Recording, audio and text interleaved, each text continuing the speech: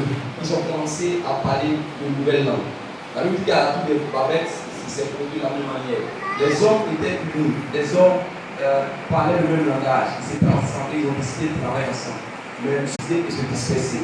Mais ce même jour-là, le jour de la Pentecôte, les gens étaient ensemble, ils ont commencé à prier, à chercher le Seigneur. Et Dieu dit que ce jour-là, il y aura donc une seule langue, le baptême par le Saint-Esprit. Langue qu'ils ont reçue, c'est langue de l'Esprit.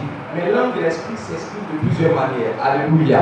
Alléluia. Quand le Seigneur est en train de parler par le Saint-Esprit, toi tu te dis que tu es en train de parler en langue. Or tu es en train de parler pété quelque part là-bas. Alléluia. Toi tu te dis que tu es en train de parler en langue. Or tu es en train de parler chinois quelque part là-bas. Quelqu'un qui est chinois, il te comprend en chinois. Alléluia. Et c'est ce qui s'est passé ce jour de la Pentecôte. Pourquoi le Saint-Esprit vient? Pourquoi le Saint-Esprit vient sur les disciples? Pourquoi le Saint-Esprit vient? Tout au long de la semaine, nous allons étudier les versets, on a parlé du Saint-Esprit, et on a parlé de la raison pour laquelle le Saint-Esprit va venir. Quand Jésus a dit, il dit, attendez, parce que je veux que vous soyez des témoins. Je veux que vous alliez, que vous faites les choses que j'ai faites. Mais je veux que vous soyez à ma ressemblance, parce que les mêmes choses que j'ai faites. Parce que le monde que moi je connais, dans lequel j'ai vécu là, si vous n'avez pas la puissance, si vous n'avez pas le Saint-Esprit, vous ne pouvez pas leur dire que vraiment je suis ressuscité et que je suis là. Alléluia. Alors il faut que vous attendiez afin de recevoir l'Esprit de Dieu, la puissance de Dieu. Parce que les gens ne vont pas vous croire.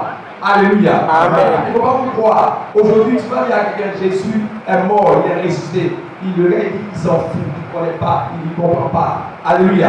Mais le jour que le monsieur va tomber malade, il sera couché dans sa maison. Tu vas le trouver là-bas. Alléluia.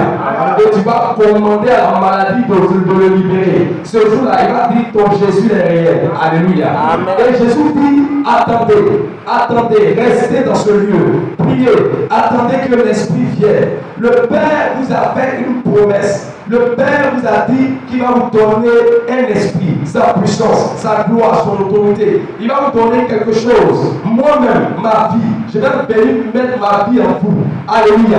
Parce qu'il y a beaucoup de choses que je vous ai dit. Vous n'arrivez pas à comprendre. Il y a beaucoup de choses que je fais. Vous n'arrivez pas à faire les mêmes choses. Il y a beaucoup de choses que j'entends. Je comprends le mot spirituel. Mais vous êtes comme étrangers des choses spirituelles. Mais je vous dis que Dieu vous a fait une promesse et qu'il a dit que dans les derniers temps, il va répandre son esprit sur toute chair.